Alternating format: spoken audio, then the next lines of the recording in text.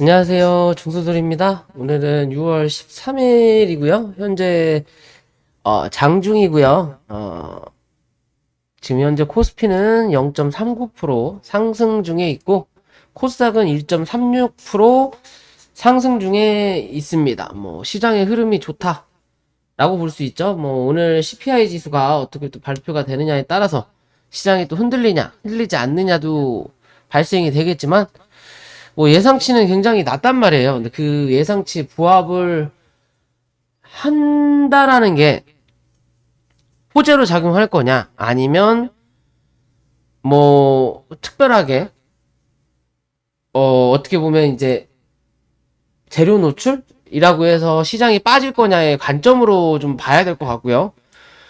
뭐 당연히 예상보다 좀 높게 나오면 뭐 시장에 빠지겠죠. 근데 현재 우리나라 시장의 흐름으로 봤을 때는 최근에 이 CPI 지수, 뭐, 대외적으로 악재가 될 만한 거는 러시아와 우크라이나 전쟁, 그리고 금리 인상을 할 거냐 말 거냐, 어떻게 보면 CPI 지수든 뭐든 하는데 더 이상의 금리 인상은 없을 확률이 높다라는 관점으로 지수를 좀 많이 끌어당겼어요.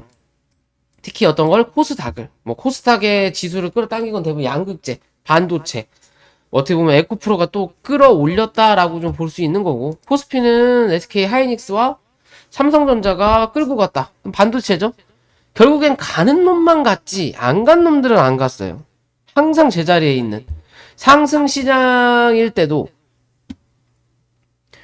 뭐 어떻게 보면 상승 시장, 오늘 같은 상승 시장일 때도 실제적으로 상승 종목이 많다고 하더라도 뭐 1% 혹은 0.1%만 상승해도 그게 상승으로 잡힌단 말이에요. 하락할 때는 하락 종목이 많을 때는 뭐 2, 3%씩 하락하잖아요. 근데 그에 비해서 돈이 들어온 건 분명히 맞는데 이게 골고루 전파되지가 않는다라는 게 문제인 거예요. 코스닥도 최근 들어서 외국인 개관이 계속 사준다라는 거죠. 그렇기 때문에 최근에 이런 모습을 미친 듯한 상승이죠. 상승을 만들어냈다라는 거고, 코스피도 마찬가지고 코스닥은 코스닥은 5일선 타고 가는 앞차기 차트가 나오고 있어요. 그리고 거기에 갭을 만들었다라는 건 뭐 한다? 이제는 이 갭을 메꿀 거라는 것만 우리는 기억하시면 돼요. 결국엔 CPI 지수가 나오고 나면 좋게 나오면 당연히 내일 갭이 뜰 거고, 갭이 뜨고 나면 갭 뜬 상태에서부터 처밀릴 확률도 분명히 나타난다 라고 생각하시면 될 것 같아요. 그죠? 그리고 거래량을 보더라도 거래량이 죽어가는데 주가가 올라온다라는 거죠. 그럼 거래가 빵 하고 터졌던 데가 어디? 여기에요. 그러면 거래가 없더라도 악재가 터지지 않는 이상은 어디? 요 자리까지죠. 905포인트까지는 상승할 확률이 분명히 나타난다. 상승할 확률이 나타나지만 이 자리를 뚫어 올리기 위해선 뭐가 필요하다? 거래량이 필요하다라고 보시면 됩니다. 현재 거래량이 죽어가면서 올라가는 자리이기 때문에 요 자리를 쉽사리 뚫어 올리지 못할 거다라는 거고, 그렇다면 뭐 주가가 한 번 정도 눌렀다가 그 누르는 흐름을 받아내느냐에 따라서 이제 횡보할 거냐, 한 번 더 레벨업 할 거냐의 관점으로 지수를 바라보셔야 될 것 같아요. 이해되시죠? 어떻게 보면 기존에도 이 대가리 모양을 말씀드렸었잖아요. 머리, 어깨, 헤드앤숄더의 흐름인데 이 자리를 뚫어 올릴 거냐 올리지 못할 거냐, 시장의 악재가 터질 게 없다면 굳이 얘도 눌릴 필요는 없다라는 거예요. 그러면 뭐 기껏해야 박스권 정도는 한번 만들어낼 수 있다. 그게 올해 연말까지 갈 거냐, 아니면 그 안에 요 박스권 안에서 중간값을 잡아놓고 뭐 할 거다? 버텨주고 뚫어 올릴 거냐. 얘 관점으로 우리는 시장을 바라봐야 된다. 코스피는 얘도 마찬가지죠. 뭐 머리통이 좀 크다라는 거, 어깨가 있고 얘도 어깨가 있어요. 그죠? 대신 코스피는 그래도 들어온 물량이 있기 때문에, 들어온 물량이 생각보다 많이 있기 때문에, 그게 뭐 삼성전자, SK 하이닉스일 수도 있지만 그 물량이 많기 때문에 헤드앤숄더 차트의 모양으로 마무리된다라고는 볼 수 없다. 결국에는 짝패 뭐 짝꿍더행이 패턴이 있듯이 어깨도 짝어깨가 나올 수 있다라는 거고요. 그렇기 위해서 뭐 주가가 좀 더 올라갈 자리는 분명히 있다라고 보시면 돼요. 2780까지는 올해 좀 가능할 수도 있지 않을까라고 저는 판단해보는 기준이에요. 그러니까 즉 코스닥은 아까 봤던 어깨에서 횡보할지언정 코스피는 이 어깨를 넘어서 이 위에서 횡보할 확률이 높지 않을까라고 저는 생각하거든요. 올해 코스닥과 코스피의 크기가 다르기 때문에 뭐 코스닥도 코스닥을 또 끌어올릴 수 있는 제약바이오든 아니면 에코프로가 더 가든 하면 뭐 또 달라질 수도 있겠죠.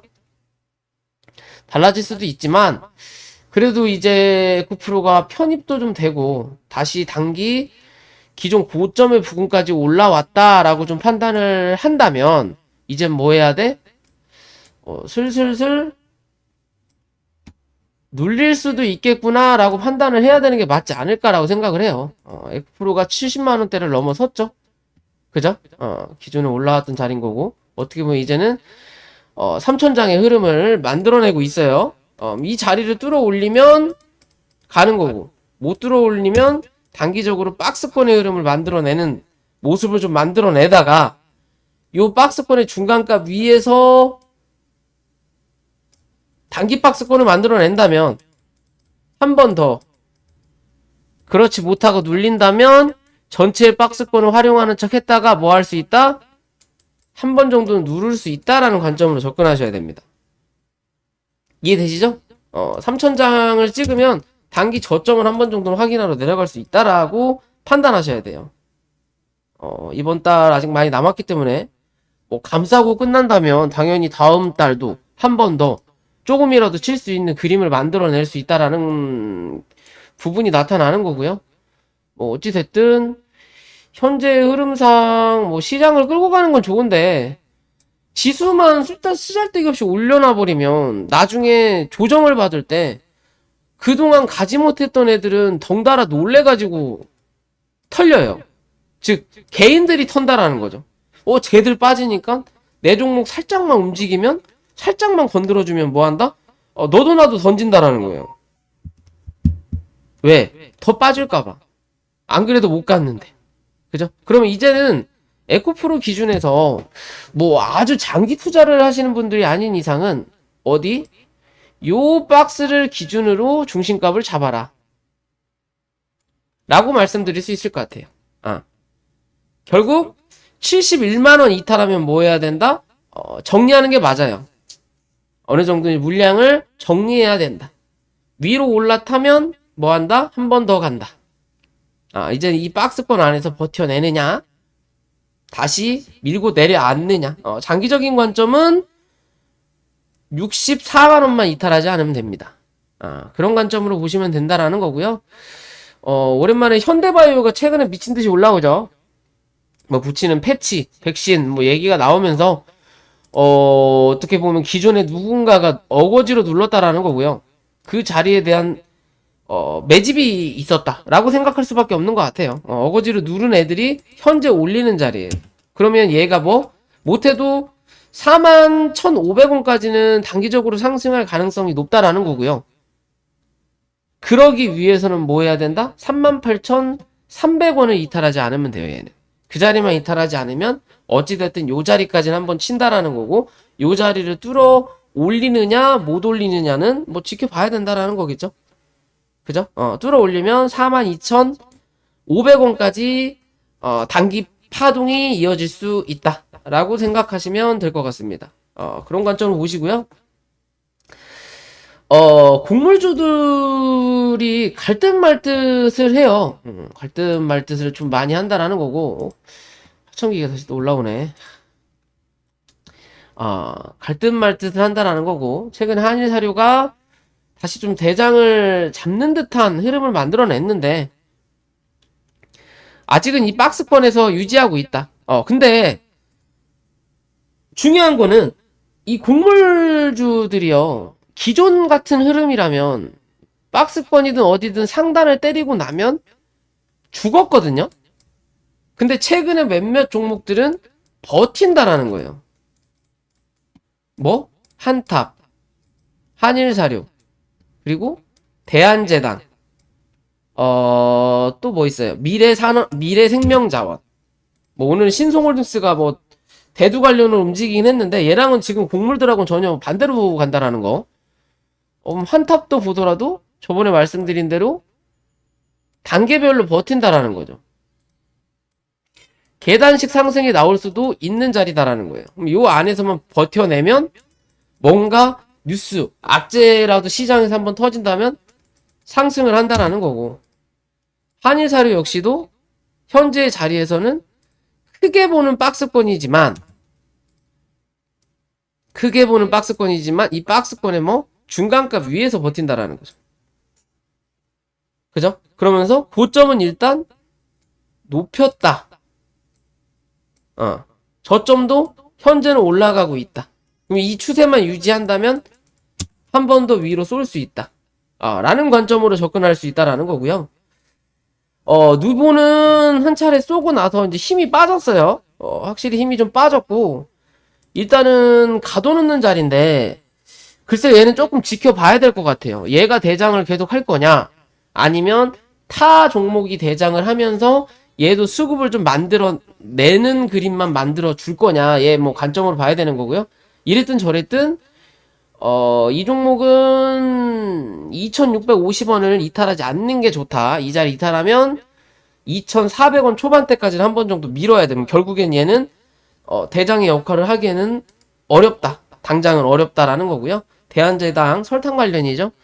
슬금슬금 추세를 올리고 있다라는 거예요. 매물 소화를 하고 있다라는 관점인 거예요. 수급이 그렇게 강하진 않지만 매물 소화를 하고 있는 자리다. 이해되시죠?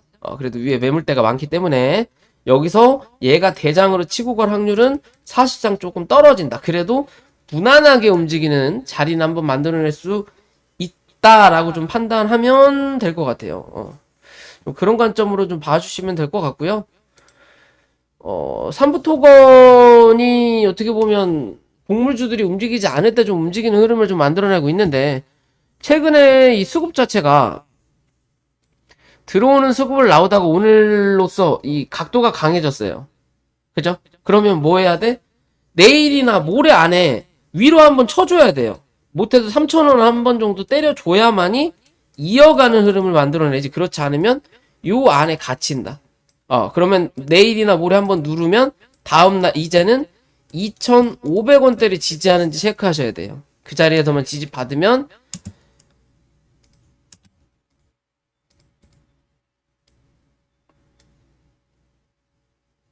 요런 흐름 안에서 움직이는 자리를 만들어낼 수 있다라고 판단하시는 거예요.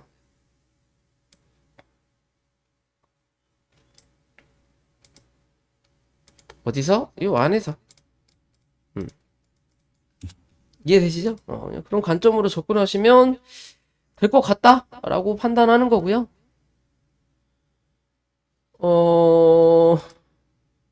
실리콘2도 솔직히 바닥 대비해서 좀 많이 올라오긴 했는데, 얘는 조금 애매해요. 단기 저항대인 건 맞는데, 이 자리만 버텨내고 뚫어 올리면 얘는 분명히 더 간다라고 볼 수 있을 것 같아요. 못해도 8,000원, 8,500원 정도까지도 생각해 볼 수 있는 종목 중에 하나다. 대신 그러기 위해서는 뭐 해야 돼? 위에서 버텨내는 흐름을 좀 만들어내야 돼요. 못해도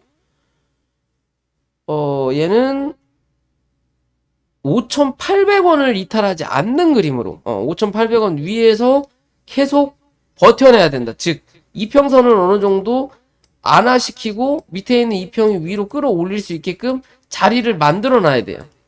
이탈하지 않고. 그래야 그 다음을 단기적으로 바로 볼 수 있다. 그렇지 않고서는 주가는 눌릴 확률이 높다 라고 보시는 거고요. 저번에 말씀드린 소록수는 올라가죠. 버텨내면 위로 튄다 라는 관점인 거고, 뭐 얘는 한 번 더 갈 거냐 못 갈 거냐는 이제 27,500원 기준으로 판단하셔야 된다라고 보시면 될 것 같고요.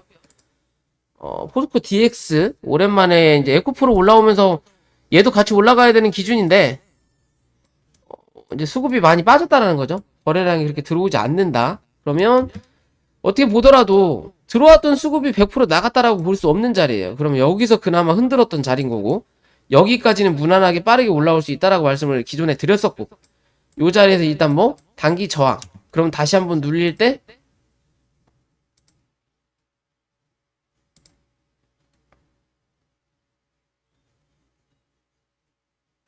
12,500원 정도만 이탈하지 않으면 뭐 한다? 이랬든 14,000원 정도는 한 번 정도 확인하러 올라올 수 있다 라고 판단하시면 될 것 같습니다. 이해되시죠? 뭐 오늘 영상 여기까지고요. 영상이 도움이 되시면 구독과 좋아요 부탁드릴게요.